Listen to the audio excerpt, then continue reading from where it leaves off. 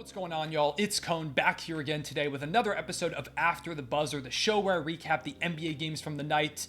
Another in-season tournament night here on a Friday. A lot of teams playing in their first or second tournament games. And like last time, there were some really fun ones. I will say there were a lot more blowouts this tournament night than last one, so I'm not going to get super in-depth into most of these games. There are three in particular I really want to go over, but beyond that, I'll just quickly recap down the stretch, plus kind of limited for recording time, so let me go ahead and just get into it. For a majority of this video, we're going to focus on the Clippers, who are trying to work through this James Harden experiment, and up to this point, it's not looking very good. Game against the Mavericks didn't go well. We'll start with that one. But first, leave a like and subscribe if you enjoy. Hit the notification bell so you don't miss out on future videos. And as always, comment down below your takeaways from these games. So let's start with the Clippers. They played the Dallas Mavericks here on Friday, third game of the James Harden era. And again, their chance to get their first W of this new tenure. Hasn't looked good so far through the first two games. First game, they played a Knicks team that had been struggling and ended up losing by double digits in Madison Square Garden. Even though they were struggling, the Knicks are a good team. You know, it's not the end of the world. First game with a big-time new talent in Harden, moving pieces with no more Nick Batum, no more Robert Covington. You've got to move PJ Tucker into the fold. Mason Plumlee also gets hurt in that one. It's now been announced that he's going to miss, I think, 2-ish months of the season, so that's a big blow to the Clippers, who already don't have a lot of size, something we'll talk about in a bit. But yeah, they lose that first game, but it's fine, because now they have a chance to go up against the Brooklyn Nets, who are without three starters, and Cam Thomas didn't play more than 20 minutes in this game. He hurt his ankle. So without maybe their best player, Cam Thomas, a bunch of starters, you think this would be a great chance for the Clippers to go ahead and get some kind of rhythm, momentum type of win. Instead, again, they lose. This one by 7 points, failing to score 100 plus points. Again, second time in a row. Those are the only two times this entire season they had failed to do so. So they head into a game against the Mavericks, who have been really good so far. Huge shout to them. I think a video is going to be dropping on the Mavericks here soon.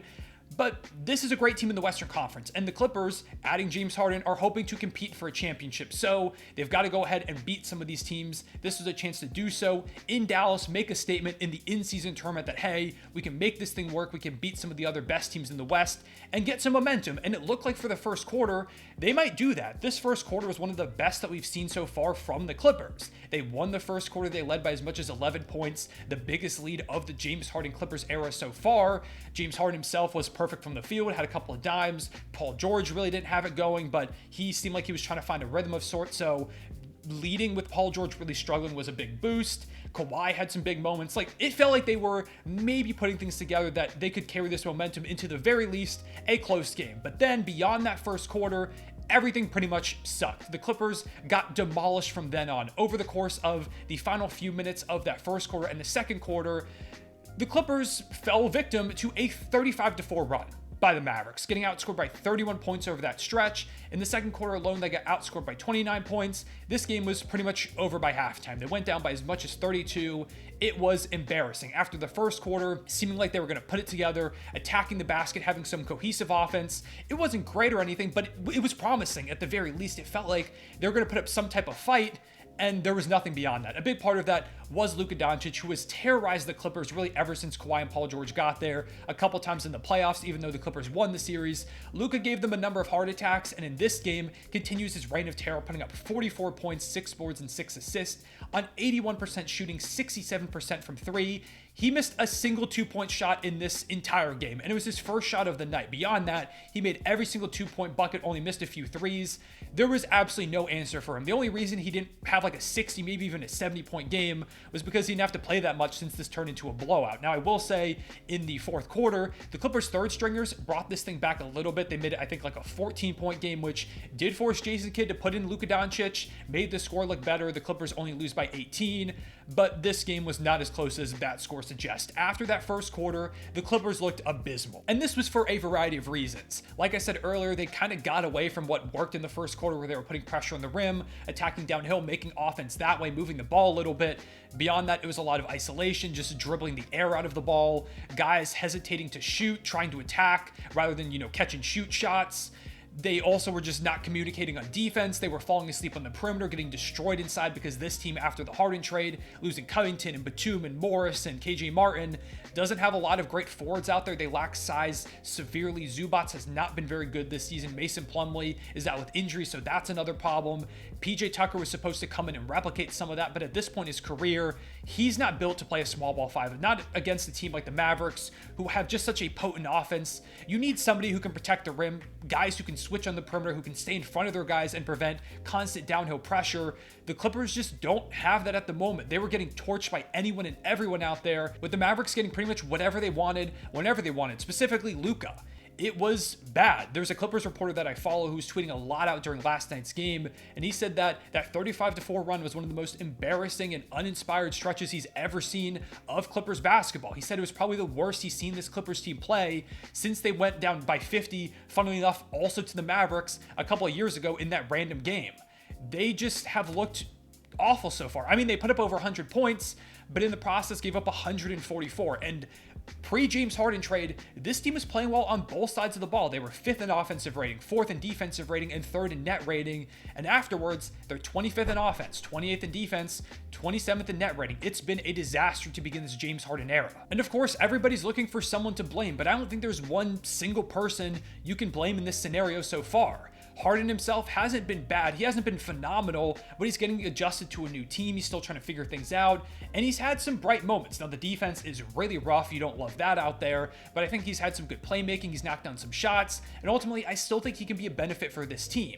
Russell Westbrook hasn't fit super well next to Harden. If I'm being honest, I think one of them might need to move to the bench, move Terrence Mann, for example, into the starting lineup to give you a little bit more energy, some burst, some athleticism. Honestly, this team just also feels really old out there. They feel slow, somewhat reminiscent of the Lakers a couple of years ago when they had Russ and they brought in all those veterans like Trevor Ariza and Carmelo Anthony, etc., etc. It gives me that kind of vibes watching them play through these first few games. Maybe moving Russ to the bench will make things work better, but even then, they just don't have size to compete with a lot of these teams, which is a big repercussion of the Harden trade. At one point, they ran a 4-guard lineup out there of Russell Westbrook, Bones Highland, Terrence Mann, Norman Powell, and PJ Tucker. They played about 2 minutes together, and over that time, they put together a net rating of minus 103.3.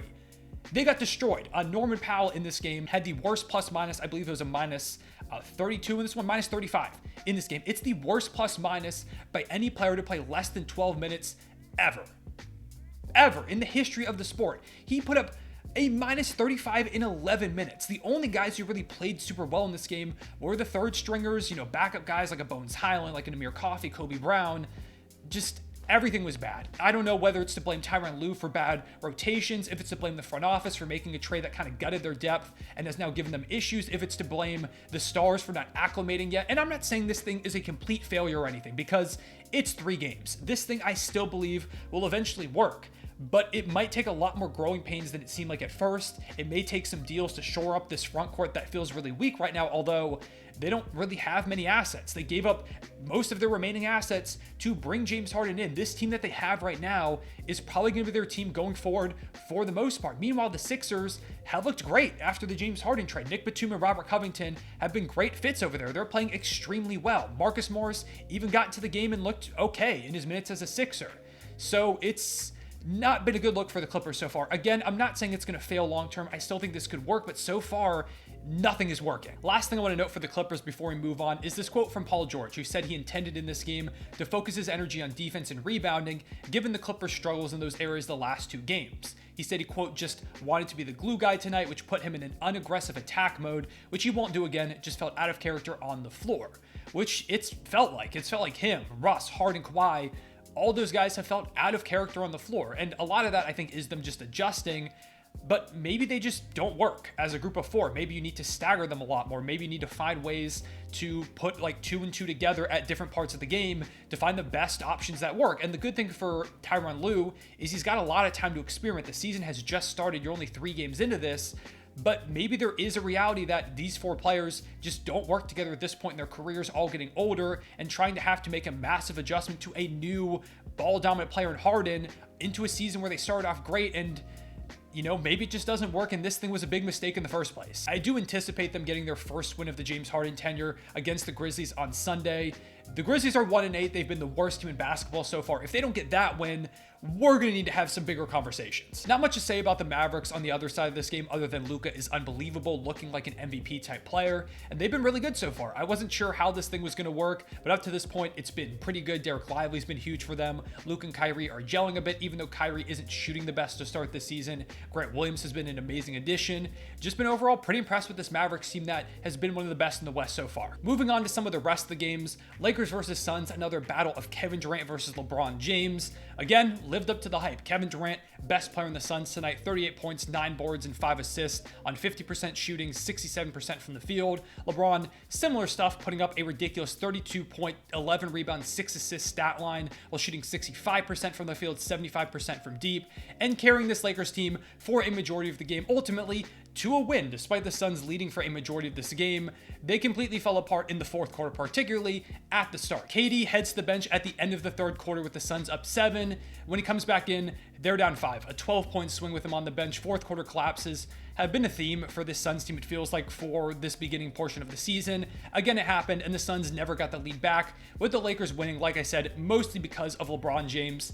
I don't love how much of the offensive load he has to carry for this team in his 12,000th year, but he still finds ways to make it happen, still one of the best in the world, and he looks better somehow than he even did last year, specifically in the playoffs where it was very clear the foot injury was bothering him. Doesn't seem to really be a problem anymore. He was ridiculous. Cam Reddish started in this one over Austin Reeves. He was big, hit 5 threes, including a dagger corner 3. Maybe he's a key for them going forward. D'Lo had 19 and 9. Austin Reeves had 15 with 7 assists. Pretty good win for the Lakers. Meanwhile, Bradley Beal and Kevin Durant did what they could, but ultimately not enough. Those fourth quarter collapses have to stop for a team that has as many veterans as the Phoenix Suns do.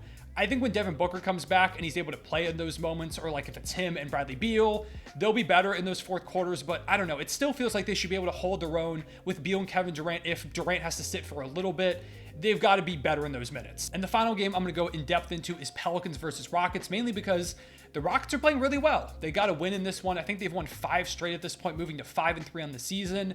It's been a big turnaround for Houston to begin this year. Fred VanVleet hit some really big shots in this one, a huge 3 at the end to go ahead and somewhat seal this one for the Rockets. Alperen Şengün's out there playing like a potential all-star. He's been probably their best player up to this point, been incredible out there. Feels like he's taking a bit of a leap in his 3rd season. Jalen Green had 25 points. He was efficient, looks a lot more comfortable out there in this season for him. Also helps that he's playing alongside a point guard now in Fred VanVleet, who's putting him in better spots to succeed. Ime Udoka has done a great job getting this team to buy into defense. Dillon Brooks has been a menace on that end. I've just been impressed. They've had a really quick turnaround. I don't know if it's going to last the way that it has, a 5-game win streak or anything like that, but at the very least, it's been a very promising start. They've surprised me. I thought they weren't going to make the play-in. They still might not end up, again, very early start to the season, but so far they've looked the part of a team that should probably be in that race all the way up until the end of the season. I like what I'm seeing from them. Just overall, really impressive hoops going on in Houston. As for the Pelicans, Zion and Ingram were both pretty great in this one, but they're just dealing with so many injuries, which has always been a theme with the Pelicans. It hurts them a lot. CJ McCollum didn't play in this one. No Herb Jones, who would have been huge to guard, like a Fred VanVleet or Jalen Green. No Trey Murphy in this one, who's a big piece of what they do. No Jose Alvarado. They're just missing a lot of pieces. They're having to play really deep end of the bench guys in some critical minutes. It's just not going to work long term. They need guys to get healthy, which continues to be a theme for the Pelicans pretty much every season. To wrap things up, let's rapid fire the rest of these games. The Kings beat my Oklahoma City Thunder in a very ugly game. Both teams were sporadic, turning the ball over a lot, not hitting shots. It was ugly. Shea did everything he could, put up a 30-point performance, as typical from SGA, but pretty much everybody else struggled on the Thunder. Meanwhile, for the Kings, Sabonis was really good, and shout out to Keon Ellis, who stepped up pretty well in the absence of De'Aaron Fox again in this one. The Celtics beat up on the Nets, led by Jason Tatum and Jaylen Brown, as they get back on track after a 2-game losing streak. The Jazz beat the Grizzlies behind 26 points from Larry Markkinen and Jordan Clarkson, as Memphis, like I mentioned earlier, falls to 1-8 on the year. Taylor Jenkins had a crazy rant about the referees after this game that I would put a clip in here for, but there's a lot of swearing, so go ahead and check it out on Twitter if you want to see that. The Sixers win their 7th straight game, taking down the Pistons behind 33-16 from Embiid and 29-11 from Tyrese Maxey. Shout out to Killian Hayes, who had a pretty good game in this one. It's been a very up and down start to his career, and he deserves credit for playing pretty well in this matchup. The Timberwolves, meanwhile, continue to stay in the win column, beating the Spurs behind a 29-12 double-double from Cat. Big game from him as he tries to bounce back from a rough start, as well as 28 points, 7 boards, and 5 assists from Anthony Edwards. boards, who's continuing to look like an all-NBA guard, as Victor Wembanyama had 29 points, 9 boards, 4 assists, and 4 blocks. And finally, the Hornets grab a win over the Wizards behind a 20-20 game from Mark Williams, who's been incredibly impressive. He was one of my biggest breakout candidates for the season, and he's looked the part so far. And LaMelo, who's putting together a lot of good games in a row, feels like he's really found his stride after a slow start to the season. But yeah, with all that being said, those are my thoughts on these games. Leave a like and subscribe if you enjoyed. Hit the notification bell so you don't miss out on future videos. And let me know what you think of this Clippers team. Do you think they'll put it together, or is this thing doomed to fail? What moves would you make, if any, to try and fix this team? Love to hear y'all opinions on that. But yeah, appreciate y'all watching as always. I'll see y'all later. Real ones say it back.